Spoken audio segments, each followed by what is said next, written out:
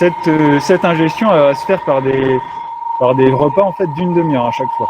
Donc ces repas vont être au nombre en moyenne entre 10 et 15 par jour, donc 12 repas on va dire sur 24 heures. Et ça, que vous soyez en alimentation classique, automotrice, bol, même godet décileur, n'importe quel type d'alimentation, même une vache au pâturage, elle va fragmenter son ingestion sur 12 repas en moyenne sur 24 heures. Donc l'idée avec un robot d'alimentation, c'est de retrouver ce comportement naturel de vache, quoi.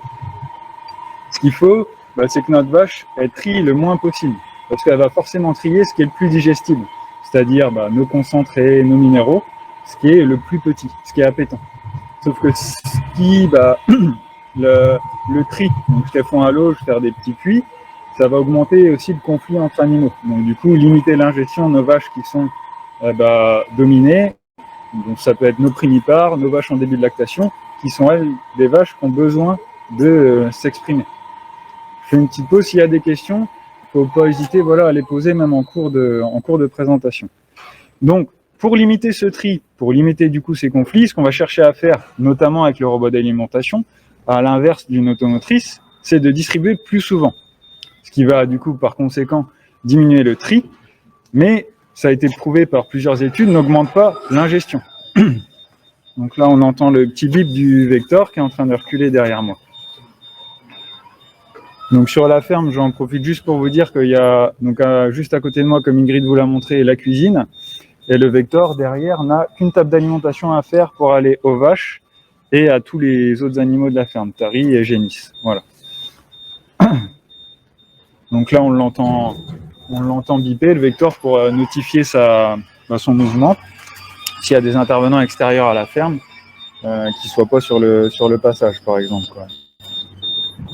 Donc on est sur la deuxième génération de Vector sur l'installation. Ici, du coup, le bol qui est lui tout en inox, à la fois la cuve, le moteur de vis. Donc on va juste passer là. On va... Donc après, pour que la ration reste, elle, on va dire toujours la plus appétante sur la journée, quand on distribue qu'en un seul repas, voire on va dire maximum, ce qui peut se faire aujourd'hui en ferme, c'est 2 repas, enfin 2 distributions tout du moins par jour. Pourquoi est-ce que nos vaches limitent leur ingestion? Parce que les rations peuvent être souillées par la salive, et puis après aussi on va commencer à avoir des périodes où les températures commencent à monter, et on peut avoir aussi un peu de d'échauffement. Voilà. Ce qu'on va chercher à faire aussi avec le robot d'alimentation, c'est du coup de fluidifier le trafic, si on peut dire, et la circulation des animaux dans le bâtiment. Que ce soit en exploitation avec une traite conventionnelle comme aujourd'hui, ou pour nos éleveurs équipés de robots de traite, en peu importe la marque, fluidifier le trafic, c'est aussi augmenter les traites ou alors les homogénéiser. Voilà. Donc, à savoir qu'une fréquence de distribution idéale aujourd'hui dans vos élevages, c'est 2 à 3 fois par jour. C'est l'idéal. Il y a des éleveurs qui le font aujourd'hui en automotrice, qui distribuent 2 à 3 fois par jour. Si on distribue 2 à 3 fois par jour, les études ont montré qu'il fallait repousser de 4 à 6 fois par jour pour que l'alimentation soit toujours, on va dire, pas forcément fraîche, mais tout du moins disponible. Il ne faut pas que nos vaches, quand elles sont au cornadis, elles poussent le cornadis pour avoir accès à la nourriture. Et donc, si on distribue une fois, là, l'intérêt, c'est de distribuer 6 à 8 fois par jour. Donc, par exemple, soit avec un godet, et l'idéal, c'est avec un repousse-fourrage, bien sûr, donc le Juno de chez nous. Donc, sachant que le moment optimal de distribution, donc ce qui va nous intéresser avec le Vector, c'est de suivre les refus. Ce que le Vector, lui, est capable de faire. Là, il est parti redistribuer, parce que entre chaque phase de distribution, lui, il va aller repousser. Et en même temps que de repousser, il va mesurer la hauteur de refus qu'il y a sur les auges de la ferme. Donc là, en l'occurrence, sur notre gauche, on a les vaches, sur la droite, on a les animaux d'élevage, les taris. Là, il distribue aux vaches, le Vector, en ce moment. Donc, il distribue. Il va mesurer à son retour la hauteur des rations qui restent sur toutes les autres auges de l'élevage. Donc, à la fois les génis et les taris. Quand lui, il revient à sa cuisine, il sait s'il y a des animaux à réalimenter. L'intérêt, c'est de suivre les refus. Parce que la bonne heure, en fait, de distribution, c'est quand il reste 3 à 5% des refus. C'est ce que le Vector, on va chercher à faire. le vecteur, on va lui dire de redistribuer par exemple sur les vaches dès qu'il reste en moyenne 8 cm de ration sur toute la table d'alimentation. Voilà. Donc aujourd'hui, on peut se poser la question de quel est l'intérêt du vecteur par rapport à l'automotrice. Au-delà du coût, qu'on va étudier juste par la suite, il y a la flexibilité dans l'organisation de travail. C'est-à-dire que par rapport à des éleveurs qui connaissent aujourd'hui les robots de traite, où quand on délègue la traite à un robot, il faut malgré tout passer du temps dans la stabulation pour s'occuper de ses vaches. Aujourd'hui, quand on remplit la cuisine et que les travaux des champs vont arriver, on peut se dire je remplis la cuisine le lundi, je ne vais pas y retourner avant le mercredi ou le jeudi. L'intérêt, c'est vraiment de gagner du temps et de ne pas du tout y aller pendant 1 ou 2 journées, par exemple. Voilà. Donc l'optimum au niveau des distributions, avec un robot d'alimentation, c'est 6 distributions par jour. Donc là, le vecteur, il va largement le faire. L'intérêt de ça, c'est d'avoir une ration, aujourd'hui, il fait un tout petit peu plus chaud que ces derniers jours, c'est d'avoir une ration toujours fraîche à l'auge. Voilà. Donc de distribuer en fonction des refus. Du coup, ce que moi j'aime bien dire, c'est qu'on va distribuer en fonction de ce que les animaux ingèrent. Donc par exemple, dans le cas où un éleveur pâture, si les vaches sont en pâturage, le vecteur il va les repousser à l'auge. Il voit que les vaches étant au pâturage, l'alimentation qui est à l'auge, elle ne s'ingère pas, il ne va pas redistribuer. Chose qu'on peut plus difficilement faire quand on est en bol mélangeur. Estimer ce que nos vaches ingèrent au pâturage, c'est plus compliqué. Voilà. Et puis bien sûr, l'intérêt d'un robot d'alimentation par rapport à une automotrice, c'est qu'on va pouvoir diversifier les types de rations. C'est-à-dire faire une ration tari, une ration pré-pavélage, 1 à 2 rations génisses et une ration pour les vaches laitières. Dans le cas où on n'a qu'un seul lot, quand on a des gros troupeaux, faire une ration primipare et une ration multipare, par exemple. L'autre intérêt du vecteur, c'est qu'on a aussi peu de mécanique en mouvement. C'est-à-dire que quand les Lys a inventé le vecteur, ils ont regardé le port de Amsterdam et de Rotterdam, et ils ont vu les gros containers qui se déplaçaient avec des grandes grues. C'est ce qu'ils ont fait donc avec le vecteur, avec le grappin, qui joue notre rôle qui joue notre rôle de pince, et notre portique, qui joue notre rôle, lui, de portique, comme dans un port. Sur le vecteur, il y a uniquement 3 moteurs électriques qui jouent le rôle de déplacement, et sur le vecteur, c'est aussi que des moteurs électriques. C'est pour ça que on peut être à côté du vecteur et pas forcément l'entendre faire beaucoup de bruit. Voilà. Comparé à une automotrice où là on a de l'hydrostatique, un moteur qui tourne lui au diesel, donc forcément il y a plus de pièces en mouvement que sur un robot d'alimentation. Voilà. Et puis après il y a de nombreuses pistes de gains possibles qui sont là variées en fonction de chaque élevage. Il y a des éleveurs qui vont vous dire qu'ils ont gagné en quantité de lait par vache, d'autres qu'ils ont gagné en efficacité alimentaire, des éleveurs qui sont équipés que de taurillons qui vont gagner en GMQ, d'autres en quantité de refus, d'autres en taux. Voilà. L'intérêt aujourd'hui, c'est de ne pas partir de ces postulats-là, de ne pas se dire on achète le vecteur et ça va se payer parce qu'on va gagner en lait. C'est juste de savoir le vecteur combien ça coûte et puis et de comparer entre notamment là l'élevage de Franck, savoir si ça valait le coup pas de repartir sur une automotrice. Voilà. Donc là, très concrètement, au niveau si on compare les coûts d'investissement, combien ça coûte un vecteur? Aujourd'hui, un bol, donc comme on a sur l'élevage, va alimenter entre 0 et 350 animaux. Pour vous donner un ordre d'idée, ça va être 10 tonnes jour distribuées, par exemple. Notre installation à l'Élie va coûter entre 100, on peut même descendre en dessous de 140 000 €, entre 140 et 180 000 €. Donc ça s'amortit sur 10 ans sans problème. Le coupe-cube, lui, va coûter en neuf 14 000 €. Dans le cas où on est comme ici sur une cuisine existante, avec une entreprise comme Chénière qui fait des bons portiques dans les bâtiments existants sur le coin, il y a une question peut-être? Oui. Ouais. On a une question du Dovic qui dit peut-on ajouter de l'eau dans la ration avec le vecteur? Oui, je ne sais pas si Franck, aujourd'hui les éleveurs en rajoutent. Ça peut très bien se rajouter. Ça peut être intéressant, oui, sur des rations fibreuses pour, faire ajouter du liant à la ration au niveau des concentrés et des minéraux. C'est tout à fait possible. Ouais. 5 litres d'eau sur les vaches. Ouais, pour les vaches, voilà. Donc aujourd'hui sur la ferme, il y a 5 litres d'eau par vache qui sont distribués à chaque distribution. Oui, vous en parlera après. Donc une autre composante à l'installation, c'est qu'on va automatiser aussi tout ce qui est distribution de minéraux et de concentré. Donc là, dans la partie vis, silo, électricité, on retrouve ça sur une enveloppe de 15 000 euros pour avoir quelque chose de propre. Donc là, sur l'exploitation, c'est l'entreprise Clément qui a réalisé cette partie-là. Et puis des parties béton. Donc il y a un chemin béton à réaliser entre la cuisine et le bâtiment. Donc ça c'est très très variable. Sur l'exploitation, on le détaillera après. Là, je suis parti sur une moyenne à 5 000 euros. Ça peut être plus ou moins, quoi. Donc ce qui nous fait que le total de notre vecteur, on arrive à une moyenne à 210 000 euros sur un bol. Si on prend en face une automotrice entre 14 et 16 mètres cubes en neuf, bien sûr, qui va, elle, on va le détailler après, être amorti sur 7 ans. Où est-ce que ça va nous emmener en termes de frais aussi après installation?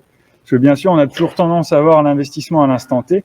Donc là, clairement, si on se dit l'investissement à l'instant T, on passe pas le cap, quoi. Oui, il y a 50 000 euros d'écart, on se dit oh non, ça vaut pas le coup. Il y a déjà la différence en termes d'amortissement. Le vecteur, on va le mettre sur 10. L'automotrice, les conseillers agricoles vont vous conseiller de la mettre sur 7 ans. Voilà. Donc, une fois qu'on a cette partie chiffrage sur l'installation vecteur ou automotrice, quel coût ça va engendrer? Donc, c'est comparaison entre les différents coûts d'utilisation. Le vecteur, il faut savoir que ça consomme 1 euro pour 100 animaux nourris. Donc, en moyenne, on va dire, sur l'année, ça va consommer 1 000 euros d'électricité. Si on part sur une maintenance qu'on appelle master, qu'on va retrouver chez nos clients en robot trade, qui est dit une extension de garantie, par exemple, on va être sur un maximum à 5 500 euros, sachant qu'on n'a pas de surprise. C'est-à-dire que, je ne sais pas, pour être plus que pessimiste, un 31 décembre, le moteur de vis pète, il va être dedans, par exemple. Voilà, pour vous donner un peu une légère composante à ça. Il y a le fuel du tracteur ou de la chargeuse qui va remplir la cuisine, donc 1 500 euros par an. Et la main-d'œuvre aussi pour remplir la cuisine. Donc là, Franck le détaillera avec Valentin tout à l'heure. Moi, j'ai été un peu pessimiste avec le vecteur. On va se donner 45 minutes en moyenne sur la semaine pour remplir la cuisine. Donc ça fait des chargements entre 2 et 3 heures par chargement de cuisine, 2 à 3 fois par semaine, suivant le type de cuisine. Voilà. Donc ça, c'est bien à noter que c'est en moyenne pour 5 rations. Chose qu'on a rarement l'envie de faire quand on est sur le tracteur ou sur l'automotrice, quoi. Voilà. Donc après, au niveau du fuel, là si on passe sur la partie automotrice, au niveau du fuel, si on fait 400 heures par an, une automotrice c'est 5 000 euros de fuel par an. Donc on voit que déjà la partie fuel, elle est payée par notre master, notre extension de garantie. C'est déjà un premier point. La maintenance d'une automotrice en moyenne sur la durée de l'amortissement, sur 7 ans, ça va être 4 500 euros en moyenne. Voilà, suivant les marques. Ça, c'est pas moi qui l'ai inventé, c'est un référentiel qui a été donné par la FDQMA qu'on va voir juste après.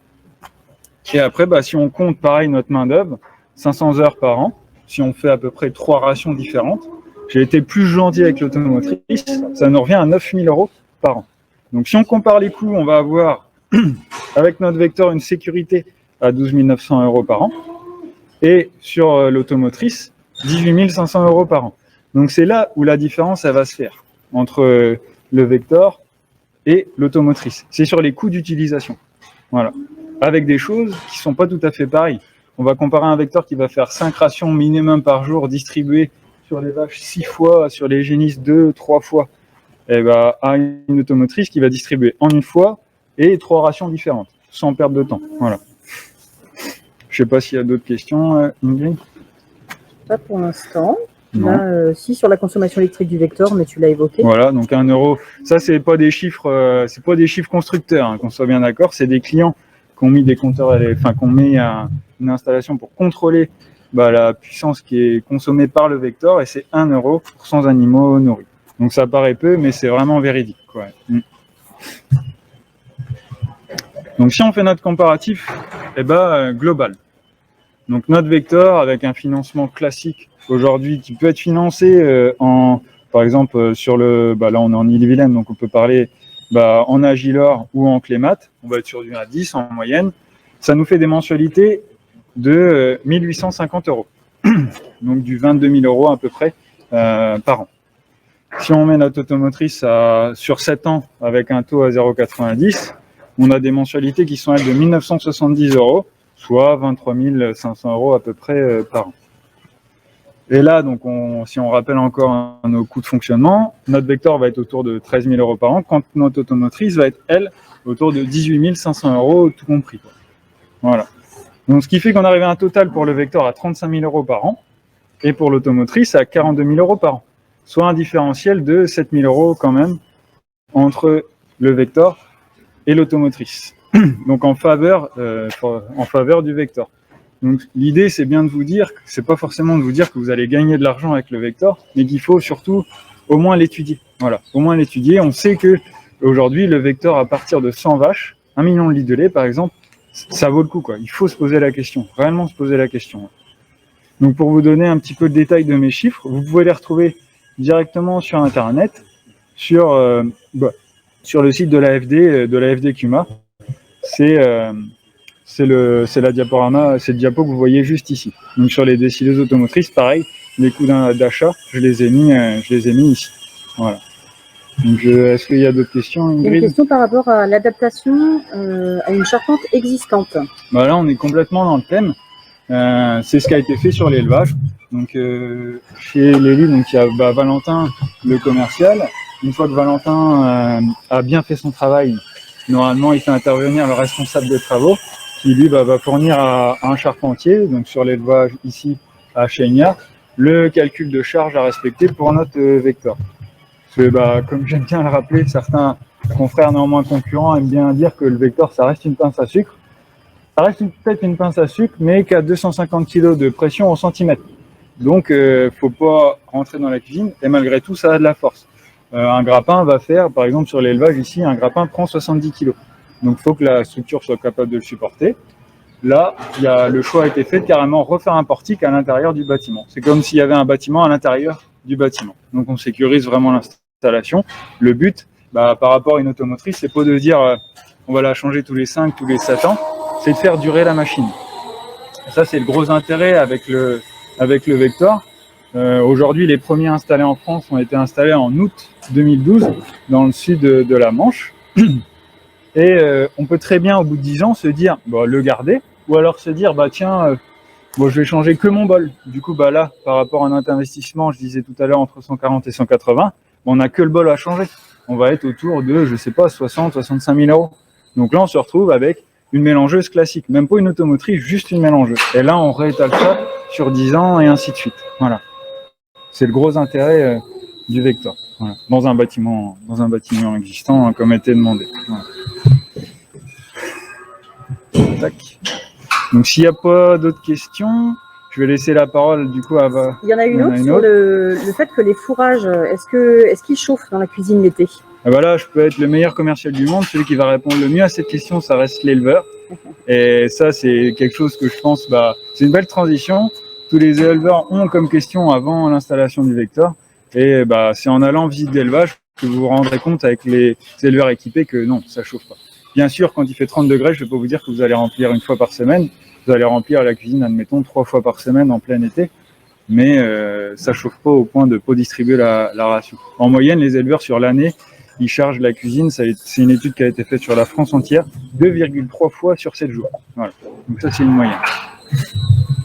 Donc s'il n'y a pas d'autres questions, de toute façon, vous pouvez toujours les poser à Valentin, à Franck après.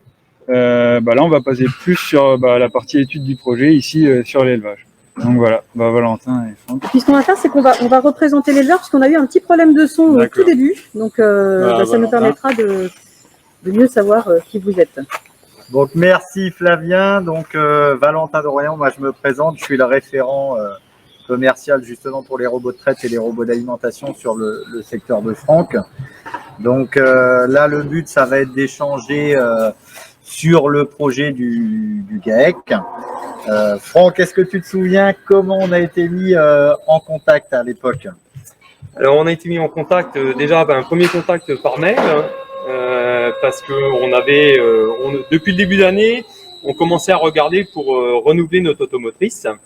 Et quand on a reçu les premiers devis, parce qu'on a mêlé mes deux fils à la réflexion, mes deux fils ont fait la réflexion de dire mais pourquoi on achète quelque chose de neuf, il faut avoir du personnel dessus, il y a de la consommation, pourquoi pas regarder l'automatisation en même temps, quoi. Et donc, on a pris un premier contact par mail et après, j'ai appelé pour qu'on aille un petit peu plus loin, quoi. Okay. Mais dans un premier temps, mon frère n'avait jamais vu de robot d'alimentation. Donc, on est allé sur une exploitation qui était déjà équipée et que je connais un petit peu parce qu'on était à l'école ensemble. Et donc, on a échangé durant une après-midi là-bas. Et quand on est revenu, on s'est dit, bah oui, il faut vraiment qu'on se penche sur la question de l'automatisation de l'alimentation. Okay. Donc là, si on reprend justement un peu rapidement l'exploitation avant le projet, là, il y a eu quelques problèmes techniques, on va dire, au départ. Est-ce que tu peux resituer l'exploitation à l'époque, en fait, de la réflexion, ouais. Savoir si elle a un peu évolué aujourd'hui ou pas. Ouais. Bon, après, la réflexion a été assez rapide, puisqu'on a fait une première prise de contact avec vous. Ça doit être fin août, début septembre. Et on a dû signer, je crois que c'est novembre, le projet, quoi. L'exploitation aujourd'hui, donc c'est une exploitation familiale, puisqu'on est 2 frères sur l'exploitation. On produit 1,2 million de litres de lait sur 130 hectares. Donc voilà, quoi. Okay. Donc là, vous, aujourd'hui, donc le projet, c'était suite à une réflexion sur le renouvellement d'automotrice. Qu'est-ce qui a fait justement l'envie d'aller plus loin sur le projet? Est-ce que c'est la visite justement que vous aviez fait avec votre frère? Est-ce que c'est notre intervention? Non, c'est de se dire aujourd'hui on est plus que 2 puisqu'on avait toujours les parents qui étaient là à donner un petit coup de main. Donc c'est le manque de main d'œuvre. Parce que quand il y a 120 vaches en traite, il y a déjà un petit peu de temps à passer, quoi. C'était surtout ça, et puis bah, c'est l'investissement, quoi. C'est l'investissement qui nous a fait basculer, quoi. Okay. Ouais. Parce que là, sur le projet, moi, ce que je voulais savoir, j'avais mes notes tout à l'heure. Ouais. Grosso modo, est-ce que votre vision des choses, elle a évolué entre le début de réflexion et notre intervention? Toi, est-ce que tu avais des préjugés, on va dire, sur le Vector, comme c'est beaucoup le cas aujourd'hui? Est-ce que tu as changé ta vision des choses là-dessus? Qu'est-ce que tu peux nous dire à ce sujet? Ouais, forcément que notre vision, elle a changé. Et comme pour beaucoup, quand on commence à s'intéresser au projet du Vector, la réflexion évolue et sérieusement, parce que c'est vrai qu'on entend parler du Vector, la pince à sucre qui se déplace. Et on s'est amusé, si les collègues écoutent, au moment des ensilages, à aborder un petit peu le système de distribution. Et quand on abordait le Vector, les collègues disaient tout de suite « Ah ouais, la pince à sucre avec le petit wagonnet qui se trimballe dans la ferme. » quoi. Ouais, mais ça, par contre, il faut pas oublier que le petit wagonnet et la pince à sucre, ils se déplacent 24 heures sur 24 dans l'exploitation, quoi. Donc, ils n'arrêtent pas, ils continuent tout le temps à soigner. Alors qu'une automotrice, eh ben, il faut toujours être dessus et généralement, on ne soigne qu'une fois et ça offre moins de possibilités parce que nous, c'était aussi d'aller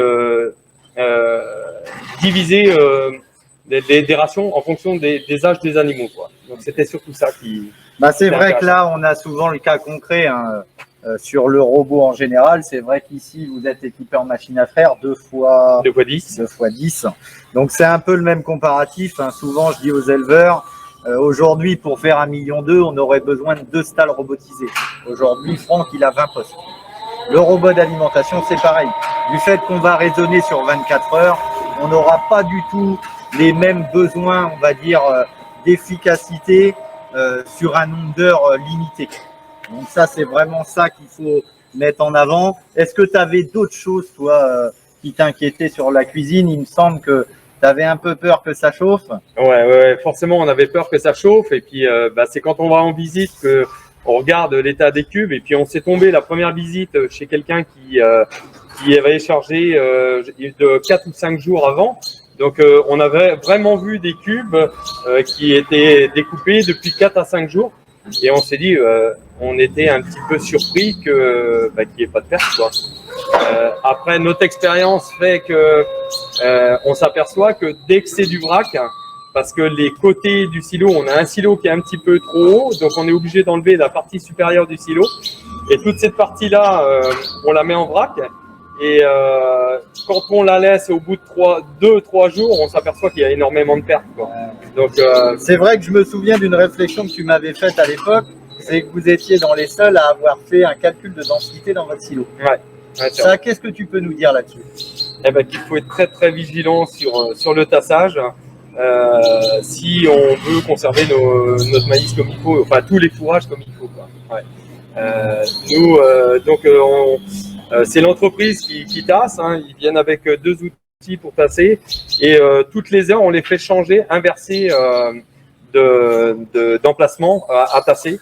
Puisque la première année qu'on a fait les tests de tassage, on s'est aperçu qu'entre un tracteur et une chargeuse, la chargeuse tassait plus que le tracteur. Tout ça est dû par la dimension des pneus et parce que au niveau poids de véhicule, ils sont sur le même poids, quoi. Okay. Ouais. Donc voilà. On a une question de Gaëtan qui nous demande comment bien couper le foin avec le Vector. Alors, dis-nous comment aujourd'hui tu travailles, toi, sur les fourrages grossiers, que ce soit le foin, la paille. Tu l'intègres combien de fois dans la cuisine? Comment tu travailles? Est-ce qu'il est prédécoupé ou pas? Alors aujourd'hui et déjà avant avec l'automotrice, on faisait du foin rotocut parce que on s'était aperçu que quand on tapait dans une botte qui n'était pas coupée, ça nous demandait beaucoup de temps pour l'avaler et en le faisant en rotocut, on gagnait du temps de mélange et pour avaler une botte, quoi. Là, la paille, on l'a fait au rotocut, c'est pas l'idéal. Ça demande à être coupé beaucoup plus fin puisqu'on fait des rations pré-pavélage où on met 4 kg de paille par vache. Et dès que la paille est un peu trop longue, on a beaucoup plus de reflux et on n'a pas les quantités ingérées comme il faut, quoi. Donc toi, là, pour l'instant, dans la cuisine, tu l'intègres tous les combien de jours entre guillemets en stockage et en fait, tu vas juste prendre une balle rotocut que tu vas placer dans ta cuisine. Alors, il me faut plus d'une botte par semaine quand même. Ok. Généralement, le chargement, je le fais 2 fois par semaine. Okay. Donc, pour recharger la cuisine comme il faut, que ce soit maïs, herbe, enrubanage, foin, paille, il faut 2 bonnes heures. Okay. 2 bonnes heures, en gros 4-5 heures par semaine, quoi. Et qu'est-ce qui va te prendre le plus de temps? Qu'est-ce qui me prend le plus de temps? Forcément faire tous mes cubes de maïs. Le maïs. De maïs, ouais. C'est la quantité la plus importante. C'est la quantité la plus importante, ouais. Ok. Une question sur comment est-ce que l'on fait si au bout de 5 ans, on construit un nouveau bâtiment pour les génisses? Donc aujourd'hui, ça je vais pouvoir répondre. L'avantage, c'est sûr qu'au niveau du GAEC, ici on a un bâtiment principal qui justement loge les vaches laitières et les genisses.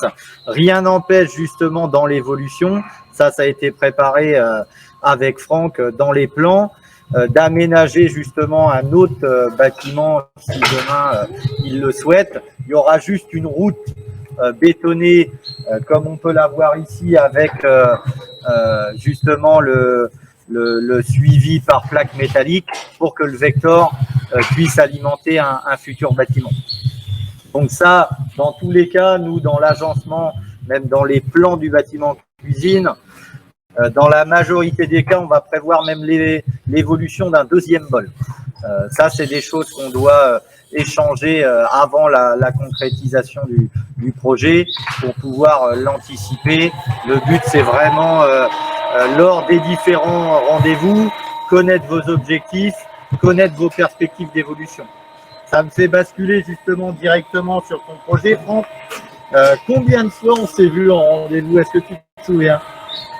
Non, pas précisément, mais c'est vrai que ça a été assez rapide quand même. Je dirais 4 à 5 fois. Je me souviens qu'on avait fait le premier rendez-vous qui était plus de découverte. Du coup, là, le but, c'était d'échanger, notamment sur les objectifs, les perspectives d'évolution, savoir ce que tu allais attendre du Vector et de nous. Après, on avait dû te faire la présentation technique, justement, de la machine. Oui. Donc là, je me souviens qu'on était avec Jean-Pierre qui vous avait challengé un peu sur la partie économique pour aller faire une étude, on va dire, comparative entre l'automotrice et le Vector. Donc c'est là qu'on avait dû intégrer Morvan Oui. pour cette fameuse étude. Exact, ouais. Entre-temps, on avait dû refaire un 3e ou 4e rendez-vous pour la visite d'élevage. Tu te souviens où on avait été pour la visite? Ouais, on est allé au GAEC Gomin-Saran, là, à Vessac. Et j'avais profité d'emmener ma femme parce que quand on automatise, ça implique aussi la vie familiale. Quand il y a des alarmes, que ce soit tard le soir ou même la nuit, parce qu'il ne faut pas se cacher, il y a quand même quelques alarmes, hein, bien souvent dues à notre faute, parce qu'on n'a pas pris suffisamment de garde-fous. Hein. Et ben, il faut que tout le monde le comprenne, quoi. Ouais. Donc toi, c'est pour ça que dès la visite d'élevage, tu avais intégré ta femme voilà, ouais. justement dans la. Et dans puis la bon, visite. après, il faut dire qu'elle s'intéresse aussi à ce qu'on fait sur l'exploitation et voilà. Ouais. Okay. Donc là, je me souviens justement quand on avait échangé avec vous deux, on raisonnait aussi sur le travail d'astreinte à l'époque. Ouais, bah oui. Parce que là, ça doit être sur la structure, au niveau de l'organisation. Donc vous êtes 2 UTH. 2 UTH, ouais. Donc là, au niveau de la traite, aujourd'hui, c'était plus toi qui faisais la traite. Bah, c'est surtout moi qui fais la traite. Hein. Il y a juste le week-end, enfin ce qu'on appelle un week-end, c'est un dimanche sur 2 où on se donne le tour pour faire la traite. Ok, pour la traite. Ouais. Donc alors quand on cumule la traite, soigner les vaches, et ben on est un dimanche jusqu'à midi, 13h. Je me souviens que ta femme nous avait parlé de ça. Ouais. Ouais. Donc ça, est-ce que ça t'a permis justement de faire une organisation différente sur tes week-ends d'astreinte là? Bah oui, forcément que ça modifie tout et puis ça permet éventuellement le dimanche matin de rentrer à la maison, déjeuner avec les enfants, quoi.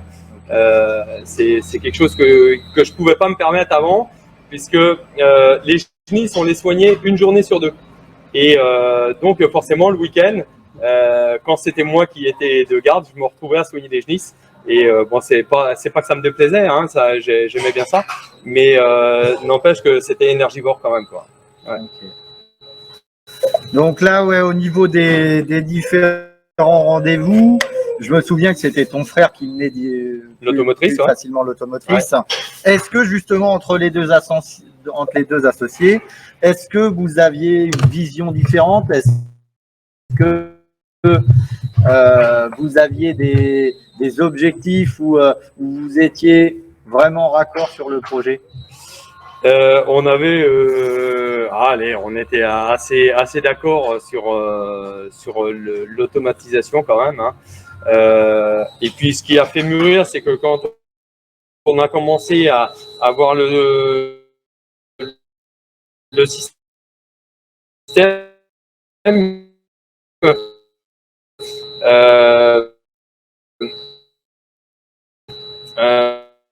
entre nous deux, suivant qui menait la machine, on avait des quantités distribuées qui étaient différentes. C'est bon? On va pouvoir mettre... ouais. Bon, tout le monde nous entend? C'est ok, bon, super. C'est ok, super. Du coup, on va reprendre là où nous en étions. Oui. On va parler du coup de... Donc, je vous présente Maxime, je suis le conseiller d'élevage au sein du Lilly Center. Donc, nous, on intervient un peu dans le sprint final, si je puis dire, sur la mise en route d'un vecteur, et même sur la mise en route aussi d'un robot de traite. Donc, Franck, oui, on s'est vu 15 jours avant la mise en route. Ouais. 15 jours avant la mise en route, où que, du coup, l'équipe Finenbarn avait déjà presque tout finalisé. Ouais. C'est donc Alban, Nicolas et Franck qui sont intervenus sur l'exploitation. Et Jean-Pierre. Et Jean-Pierre, voilà. Et Jean-Pierre, parce qu'il a fait un super boulot. Il a fait un super boulot. Il ne faut pas l'oublier surtout. Et Jean-Pierre. Donc, 15 jours avant, je t'ai amené le PC, du coup, un nouvel outil de travail qui a discuté du léger. C'est ça, animaux. Ouais. Voilà. Donc, tu peux nous en dire un peu plus par rapport à ça? Ouais. Donc, nous, l'idée, c'était d'investir dans un vecteur, mais décomposé par âge les rations, quoi. Et c'était surtout vouloir faire 3 rations vache tari. Voilà. C'était une ration sèche juste au moment du tarissement, une ration qui couvre les besoins de la vache tarie. Et vraiment, les 3 dernières semaines et voire le dernier mois, c'était de repréparer la vache pour son début de lactation. Ce qu'on appelle une prépavel, quoi. Hein. C'était vraiment d'aller charger la vache au moment, à ce moment-là. Donc c'était de décomposer tout ça, parce qu'on sève les veaux entre 70 jours et 80 jours. Hein. Et donc c'était après donc le prémix et d'aller d'enchaîner après sur toute la croissance du génie. On a du coup en face 10 auges où que du coup sont élevés 10 groupes d'animaux et du coup le vecteur du coup soigne ces différentes auges en fonction des différents besoins et des hauteurs d'auge. Le T4C toi en lui-même, donc le T4C, c'est plutôt la fin de vie du T4C aujourd'hui vu qu'on va avoir Horizon dans quelques mois. Mais comment tu as trouvé du coup la prise en main du logiciel? Bon, après, c'est quelque chose d'assez simple, assez intuitif. Ouais. Non, il n'y a rien de compliqué. Il n'y a pas lieu d'avoir peur de prendre en main. Non, ça reste très, très, très simple. Très simple, d'accord. Ouais. Donc, le jour de la mise en route, on est également là, nous, avec toi et puis du coup avec l'équipe Edenbard, pour faire les ajustements. Voilà, vous avez tous des fourrages différents dans l'exploitation. Des fourrages en termes de taille de coupe, de taille également au niveau du maïs. Donc, en fonction de ça, on n'a pas un aspect de ration qui est le même dans toutes les exploitations. Ouais. On a un premier visuel sur l'aspect de ration sur les premières distributions et en fonction de ça, on corrige. Donc, on corrige, soit on intensifie les contre-couteaux, soit on accentue les temps de mélange. Donc, on sait plein de choses qu'on fait du coup avec vous du coup à la mise en route du robot. Donc voilà. Il y a des questions peut-être, Ingrid? Non, on parlait tout à l'heure des effets du coup sur les génies et sur les vaches. Donc tu en as parlé tout un peu. Donc le but c'était rester sur un âge à la repro à 23 mois, c'est ça? Au vélage de 23 mois. Ouais.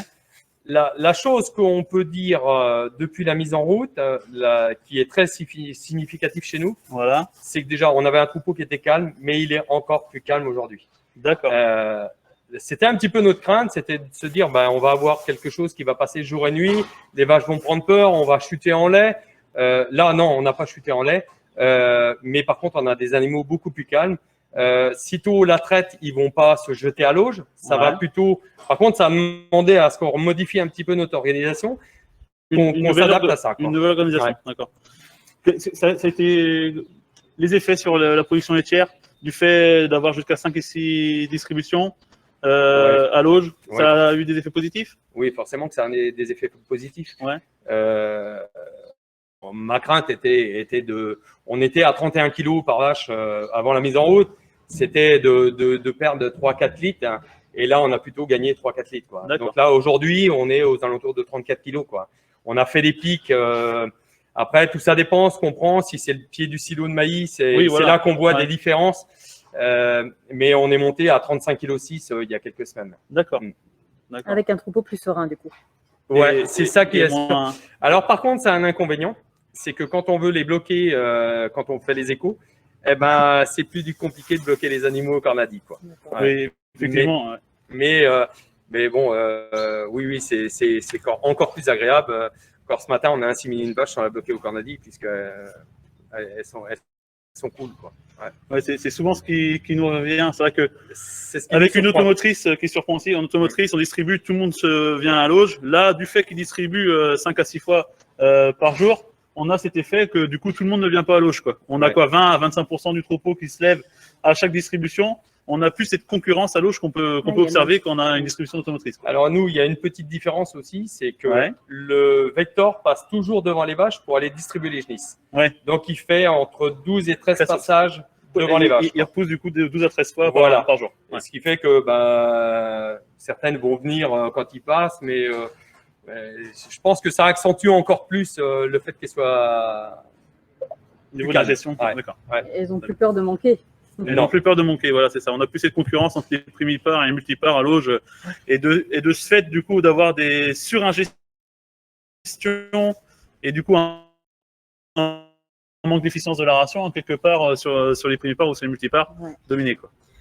On va essayer de conclure parce qu'on a vraiment une connexion qui est pas stable. C'est la première fois que ça nous arrive. Hein. D'habitude, ça marche très bien. Plutôt bien, voilà. Je sais pas, c'est le soleil ou. Juste, on peut essayer de conclure. Alors, juste terminer sur les kilos d'ingestion la question de Ludovic tout à l'heure par rapport à l'ingestion. Combien de kilos du coup? Ouais, on a augmenté l'ingestion de 5 à 10% quand même. Ouais, super. Ok. Et puis, ce que je vous propose, c'est que vous nous disiez aujourd'hui si c'était à refaire. Est-ce que vous feriez pareil? Est-ce que si on vous l'enlevait demain, qu'est-ce que vous diriez? Si c'était à refaire, oui, forcément. La chose qui a changé quand même, c'est notre vision sur l'automatisation. Je dis ça parce que en 2014, quand on a monté la salle de traite, on a tout de suite écarté la robotisation, quoi, parce que avec des a priori sur les coûts d'entretien. Et aujourd'hui, je pense qu'on regarderait ça différemment et on étudierait certainement la question, quoi. Ouais. C'est vraiment le message à faire passer, c'est qu'effectivement, il faut rien écarter, il faut regarder toutes les propositions. Et là, dans ce cas-là, c'est ce qu'on avait fait. Je vais revenir sur ce qu'on avait fait, c'est qu'on avait regardé le faire soigner par Kuma, avoir notre automotrice ou racheter, parce que moi j'avais un comptable qui me disait rachète plutôt un bol, un tracteur et un chargeur.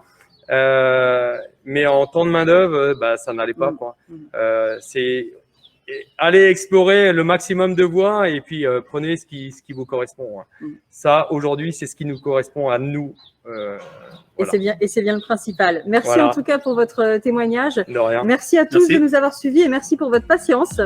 Et puis, on espère que vous aurez le replay, certainement avec les petites coupures, mais vous aurez accès tout de suite après à tous les éléments.